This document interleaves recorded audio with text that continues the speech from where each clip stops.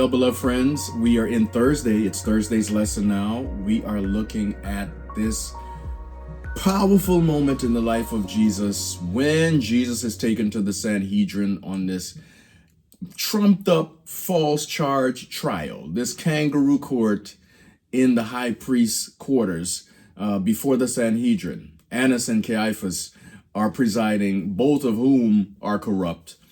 But they're trying Jesus, and in this moment, they're wondering how they can get some legitimate testimony against Jesus. Title of our lesson today is "Who Are You?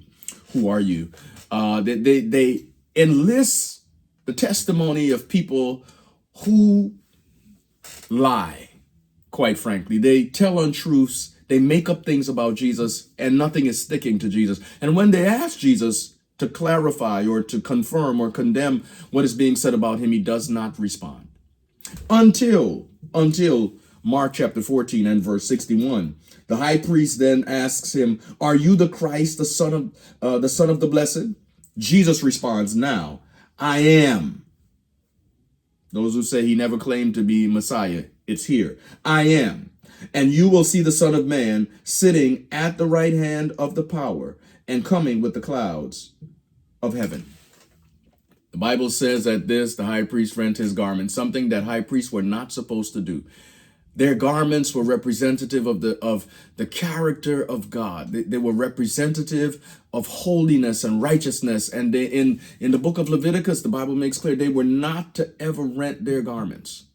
This high priest does it, telling us immediately he certainly could no longer serve in his capacity as high priest over the people. And he wouldn't need to anymore because Jesus, a better high priest, was on the scene about to be crucified. And we would have access to the Father now and access to God's forgiveness directly through Jesus Christ. Not only did he rent his garments, signifying that he no longer would serve, but he was inaugurating in actuality the high priestly ministry of Jesus, even as he was condemning him. Jesus says, "Yes, I am he, and you will see the Son of Man coming in the clouds of heaven, seated at the right hand of the Father in power."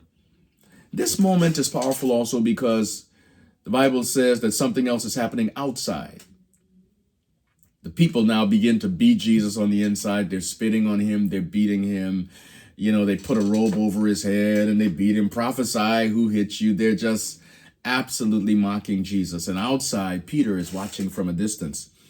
A little servant girl approaches in the crowd and she says, "Him, weren't you one of those who were with him?" And Peter denies it. She comes again, "Aren't you one who were with him?" He denies it again.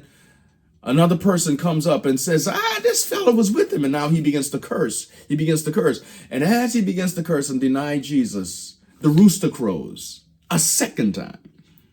During his denials, that rooster had crowed. He heard it. During his denials the third time, that rooster crowed again the second time. Jesus' words now enter his mind. He remembers Jesus saying, "Before the rooster crows two times, you will deny me thrice."